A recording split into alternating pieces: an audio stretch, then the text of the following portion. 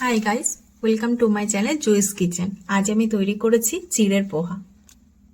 সামান্য জল, নুন, হলুদ আর চিনি দিয়ে চিড়েটাকে মাখিয়ে নিয়েছি।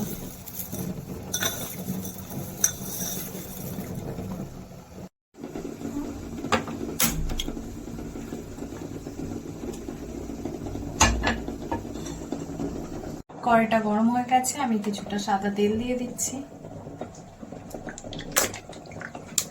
তেলটা গরম হয়ে গেছে, এবার বাদামগুলোকে আমি ভেজে নেব।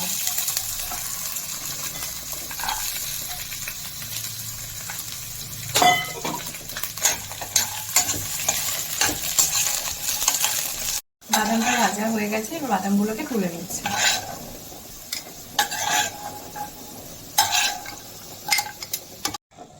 এবার এর মধ্যে দিয়ে দিচ্ছি পেঁয়াজ, ধনেপাতা, ক্যাপসিকাম আর গাজর আর কিছুটা কাঁচা লঙ্কা।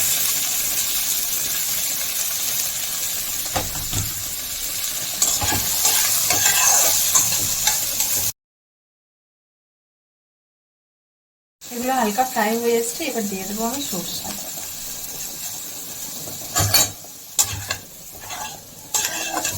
এবার এর মধ্যে দিয়ে দেবো মাখিয়ে রাখা চিড়েগুলোকে।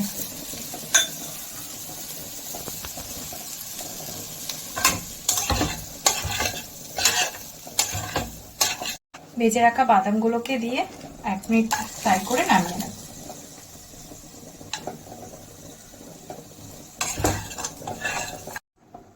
পোহাটা রেডি হয়ে গেছে, এবার আমি নামিয়ে নিচ্ছি টিফিন বক্সে, কারণ এটা আজকের আমার ব্রেকফাস্ট।